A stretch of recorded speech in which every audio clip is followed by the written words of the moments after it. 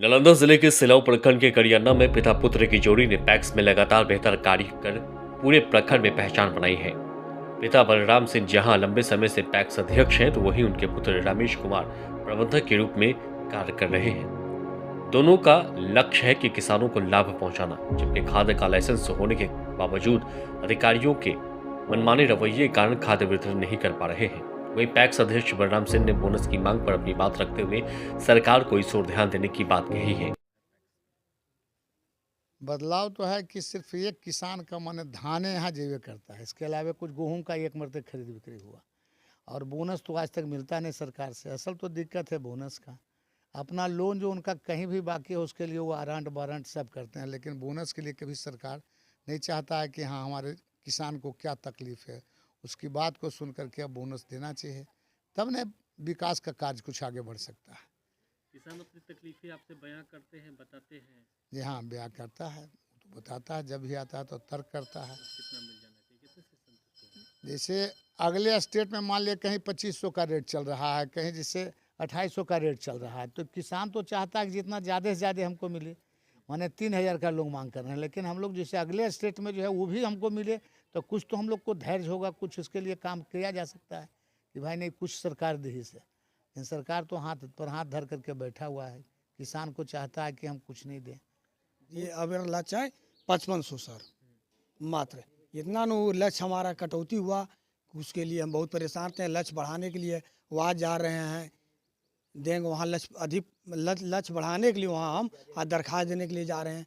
हमारे किसानों का धान अधिक मोटा धान उपजाऊ होता है, लेकर के अधिक प्राप्ति अधिक होता है, यही लेकर के खाद का लाइसेंस भी है, लेकिन हाँ पौष मशीन नहीं मिला।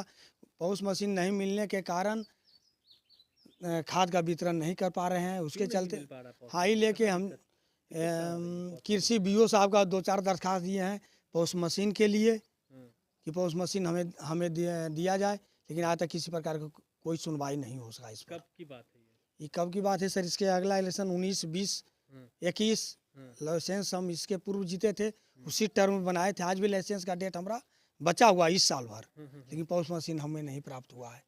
पौष मशीन पर्सनल अगर खरीदते हैं सर समिति द्वारा, तो 30 से 35 हज़ार रुपया हमें लग जाता है सर। लेकिन ऊपर कृषि यंत्र आपके पास है, तो इस कृषि यंत्र में सर हमें ट्रैक्टर और रोटावेटर है। इस किसानों के द्वारा इस्तेमाल हो रहा है। हाँ किसानों का कुछ इस्तेमाल होता है, लेकिन डीजल अधिक खाने की वजह से किसान से भी जुताई हम नहीं कर पाते हैं। 55 HP का गाड़ी है, डीजल अधिक खा रहा है। पैक्स को सशक्त बनाने के लिए कई सारी योजनाएं चलाई जा रही है केंद्र सरकार जी चलाई जा रही है। तो क्या लगता है कि इससे पैक्स सशक्त होगा, धरातल पर काम आ रहा है? हाँ जी, धरातल पर काम तो कुछ आ रहा है सर, धरातल पर बहुत से काम आ रहा है। ऋण वितरण का जो पुराने लोनी है रिन्यूअल करने के क्रम में उससे अधिक लोन देने का भी आ रहा है सर।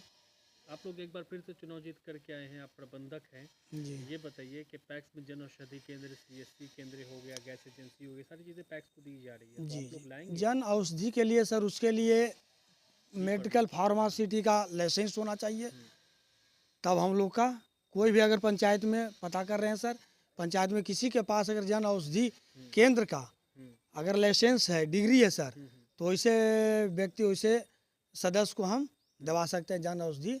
CSC केंद्र भी खोल सकते CSC केंद्र हम अपने चला रहे हैं सर, जितना है थ्रू अपने कुछ काम हम कर रहे हैं सर।